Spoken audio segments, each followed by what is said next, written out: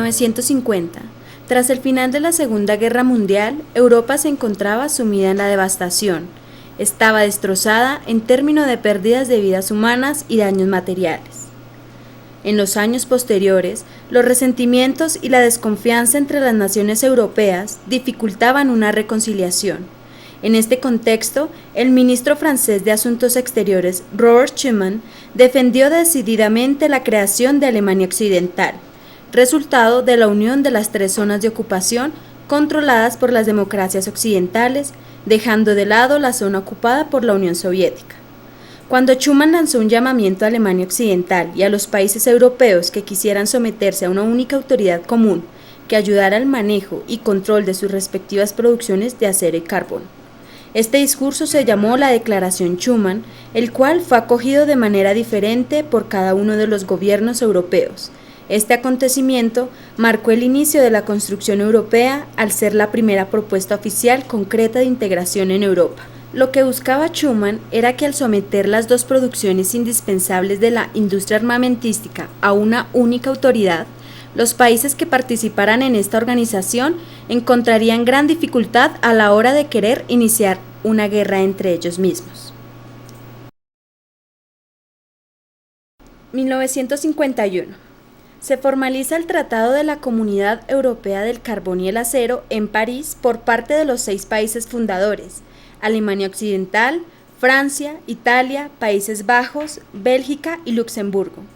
El Tratado de París fue un tratado internacional basado en el derecho internacional. Fue diseñado para ayudar a reconstruir las economías del continente europeo luego de la devastadora contienda, evitar la guerra en Europa y garantizar una paz duradera. 1957. Firma de los Tratados de Roma. El primero de los tratados. Los 6 países fundadores deciden avanzar en la cooperación respecto a los dominios en cuestiones económicas, políticas y sociales. El objetivo principal fue lograr un mercado común que permitiese la libre circulación de personas, mercancías y de capitales. Es por eso que deciden crear la Comunidad Económica Europea, como entidad internacional de tipo supranacional, dotada de una capacidad autónoma de financiación institucionalizada por este primer tratado. Como segundo tratado firmado, se encuentra la Comunidad Europea de la Energía Atómica, el que se establece como objetivo, dado el déficit generalizado de energía tradicional de los años 50, también por la falta de desarrollo e independencia a una industria nuclear propia, que permitiese la creación de un mercado común de equipos y materiales nucleares, así como el establecimiento de unas normas básicas en materia de seguridad y protección de la población. En 1973, se adhieren Gran Bretaña, Irlanda y Dinamarca y Grecia a partir de 1981, y 1986 ingresa con España y Portugal. En 1986 firma del Acta Única Europea, la cual es un tratado internacional firmada por los 12 países miembros. En este caso, formaban la Comunidad Europea. El Acta Única Europea pretendió superar el objetivo de mercado común para alcanzar el objetivo de un mercado interior que implicaría un territorio sin fronteras interiores en el que la libre circulación de mercancías, personas, servicios y capitales estaría garantizada. El objetivo de libre circulación ya había sido manifestado y acogido por tratados iniciales, pero ante el escaso éxito alcanzado, a excepción de la libre circulación de mercancías, el Acta Única Europea se propuso lograr el objetivo en un plazo fijo. Este tratado fue una de las principales bases para el desarrollo de una política económica y monetaria que habría de materializarse en una única moneda. 1990. Unificación de las dos Alemanias. 1992. Firma del Tratado de la Unión Europea en Holanda.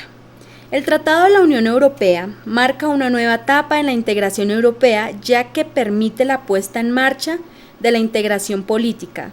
Establece una Unión Europea formada por 3 pilares: las comunidades europeas, la política exterior y de seguridad común y la cooperación policial y judicial en materia penal. Con el tratado se estableció una ciudadanía europea, reforzó las competencias del Parlamento Europeo y pone en marcha la Unión Económica y Monetaria. Además, se convierte en la Comunidad Europea. 1994. Austria, Suecia y Finlandia solicitan su entrada a la comunidad. Se formaliza un año después. Noruega, que también había pedido el acceso, no fue aceptada internamente por la comunidad mediante un referendo. 1993. La moneda común. Su antecedente fue el Tratado de la Unión Europea, en vigor desde 1993, el cual buscaba la creación de una unión económica y monetaria con la introducción de una moneda única. La fecha inicialmente prevista se fue retrasando hasta que finalmente los Estados miembros acordaron el 15 de diciembre de 1995 en Madrid la creación de una moneda común, ya bajo la denominación del euro, la cual fue puesta en circulación en enero de 2002. Por su parte, el Banco Central Europeo, creado en 1998, es el responsable de fijar las grandes líneas y ejecutar la política económica y monetaria de la Unión Europea, teniendo como principales tareas el mantener la estabilidad de precios en la zona euro, preservando el poder adquisitivo del euro. 2004. Tuvo la mayor ampliación que se ha dado en la Unión Europea, con la entrada de 10 nuevos miembros de Europa Oriental: Estonia, Letonia, Lituania, Polonia, República Checa, Hungría, Eslovaquia, Eslovenia, Malta y Chipre. 2007 se incorporaron Rumania y Bulgaria a la Unión. Y 2013, Croacia. Características generales. La Unión Europea tiene población de 506.824.509 personas en la zona euro. Actualmente cuenta con 24 idiomas oficiales. Su capital institucional es Bruselas. Tiene como superficie total 4.324.782 kilómetros cuadrados. El PIB, a precios actuales en dólares, equivalen a 17.96 billones de pesos. Geografía.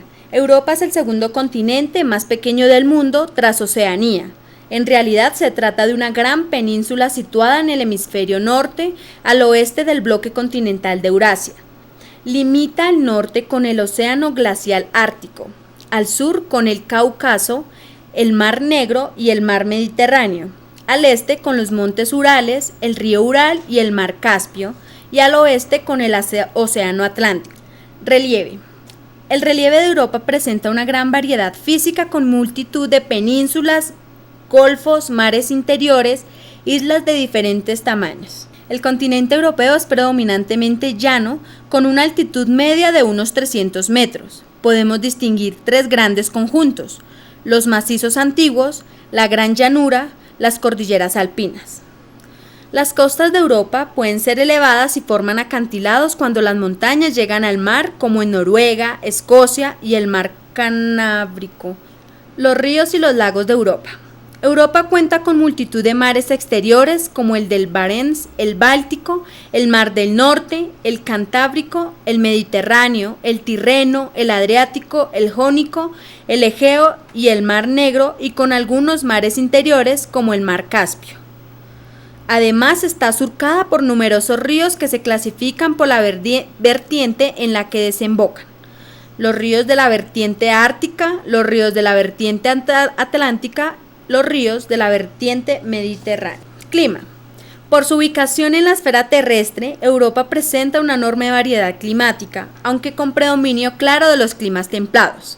Los tipos de clima que aparecen en el continente europeo son clima polar, climas mediterráneos, el clima oceánico, el clima mediterráneo y el clima continental. Marco institucional. El Consejo Europeo marca la dirección política general de la Unión Europea, pero no tiene poder para aprobar leyes. Se reúne al menos 2 veces cada semestre durante 2 o 3 días, con su presidente a la cabeza, y está compuesto por los jefes de Estado o de gobiernos nacionales, además del presidente de la Comisión. Legislación. tres instituciones principales participan en la elaboración de la legislación de la Unión Europea. El Parlamento Europeo, que representa a los ciudadanos de la Unión Europea y es elegido directamente por cada uno. El Consejo de la Unión Europea, que representa a los gobiernos de cada uno de los Estados miembros. Los Estados miembros comparten la presidencia del Consejo con carácter rotatorio. La Comisión Europea representa los intereses de la Unión en su conjunto. Juntas, las tres instituciones elaboran, mediante el procedimiento legislativo ordinario, antes denominada codecisión, las políticas y leyes que se aplican en toda la Unión Europea. En principio, la Comisión propone nuevas leyes y el Parlamento y el Consejo las adoptan. Otras instituciones de la Unión Europea. El Tribunal de Justicia, el cual vela por el cumplimiento de la legislación europea, y el Tribunal de Cuentas, que controla la financiación de las actividades de la Unión Europea. Los poderes y responsabilidades de todas estas instituciones se establecen en los tratados que constituyen la base de todas las actividades de la Unión Europea. Los tratados también establecen las normas y los procedimientos que deben seguir las instituciones de la Unión. Son acordados por los jefes de Estado o de gobierno de todos los países y ratificados por sus parlamentos. La Unión Europea cuenta además con otras instituciones y organismos interinstitucionales que desempeñan funciones especializadas: el Banco Central Europeo, el Servicio Europeo de Acción Exterior, Comité Económico y Social Europeo, Comité de las Regiones, Banco Europeo de Inversiones, Defensor del Pueblo Europeo, Supervisor Europeo de Protección de Datos, Oficina de Publicaciones, Oficina Europea de Selección de Personal, Escuela Europea de Administración, agencias especializadas y descentralizadas. Con respecto a su política, está la política interior. La Unión Europea quiere garantizar que en todo el mundo se respete la totalidad de los derechos humanos, ya sean civiles, políticos, económicos, sociales o culturales, tal y como se estableció en la Declaración Universal de los Derechos Humanos y se ratificó posteriormente en la Conferencia Mundial sobre Derechos Humanos de 1993. La Unión Europea es la promotora de los derechos de las mujeres, los niños, las personas pertenecientes a minorías y las personas con discapacidad. El Tratado de Lisboa, que constituye la base jurídica e institucional de la Unión Europea, define claramente que la Unión debe regirse por los siguientes principios, manifestados en la Carta de Derechos Fundamentales de la Unión Europea: la democracia, el Estado de Derecho, la universalidad e indivisibilidad de los derechos humanos y las libertades fundamentales, el respeto por la dignidad humana, los principios de igualdad y solidaridad y el respeto de los principios de la Carta de las Naciones Unidas y de la legislación internacional. La Unión Europea lucha contra el racismo, la xenofobia y otras formas de discriminación por motivos religiosos, de género, edad, discapacidad y orientación sexual, a pesar de ser en la actualidad uno de los pocos países en respetar los derechos humanos. Como política exterior, la alta representante de la Unión para Asuntos Exteriores y Política de Seguridad son quienes dirigen un nuevo servicio diplomático en el que se integran las delegaciones internacionales del Consejo y de la Comisión presente en cerca de 125 países del mundo, así como las representaciones especiales de la política exterior y de seguridad común de la Unión Europea. El servicio diplomático es llamado Servicio Europeo de Acción Exterior, creado el 1 de diciembre de 2010, según lo manifestado por el Tratado de Lisboa. Gestiona las relaciones diplomáticas de la Unión Europea con otros países. Su objetivo es incrementar la coherencia y eficiencia de la política exterior de la Unión Europea y potenciar así la influencia de Europa en el mundo. Una de sus funciones esenciales es apoyar la cooperación estratégica de la Unión Europea con los principales interlocutores en la escena internacional y el compromiso con las potencias emergentes de todo el mundo. Colabora estrechamente con las Naciones Unidas y otras grandes potencias como Estados Unidos y Rusia. Entre las principales actividades de la Unión Europea en el mundo se destacan: consolidación por la paz con apoyo político, económico y práctico; misiones civiles y militares para contribuir a la seguridad en todo el mundo mediante la política común de seguridad y defensa.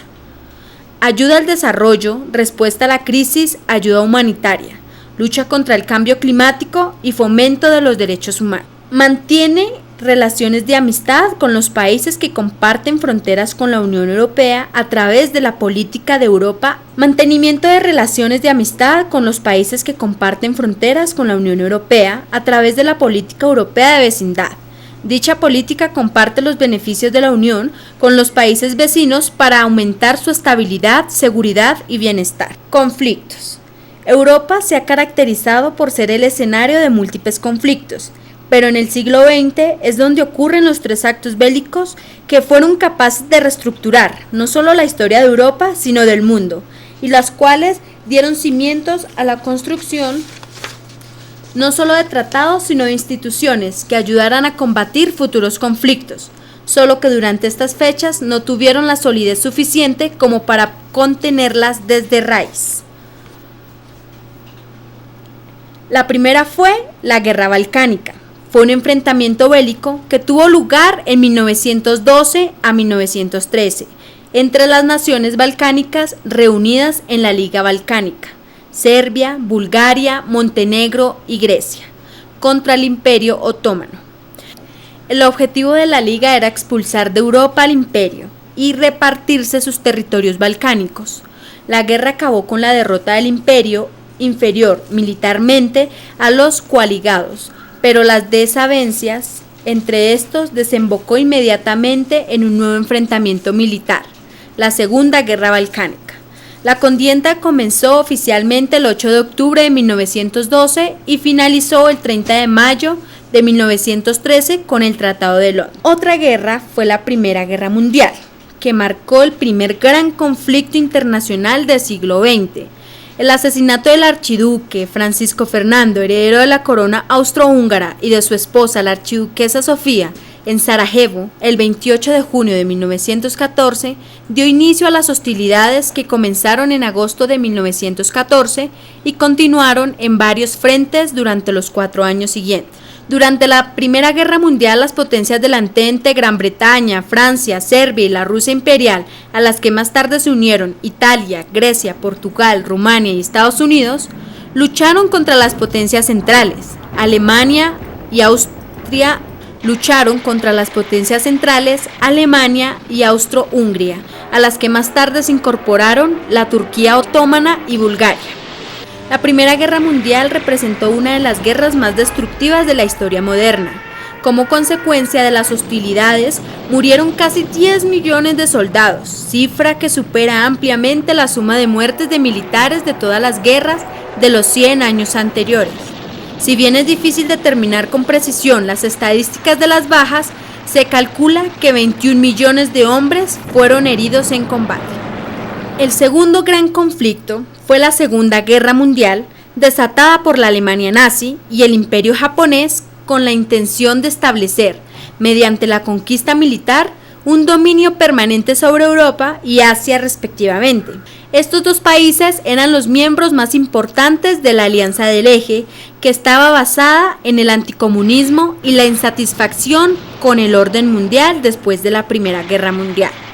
Bajo el liderazgo del dictador Adolf Hitler, la Alemania nazi buscaba la adquisición de un vasto y nuevo imperio en Europa Oriental y en la Unión Soviética. Y por el otro lado, el Imperio japonés seguía una política de conquistas militares que gozaba del apoyo de su emperador, la cúpula militar y muchos miembros de la élite culta que buscaban el dominio y la influencia de Japón en todo este asiático y el Océano Pacífico. El 6 de agosto de 1945, Estados Unidos lanzó la primera bomba atómica en Hiroshima y luego una segunda en Nagasaki. El 14 de agosto de 1945, Japón aceptó rendirse. La ceremonia formal tuvo lugar el 2 de septiembre. La Segunda Guerra Mundial había terminado y como consecuencia murieron más de 55 millones de personas en todo el mundo.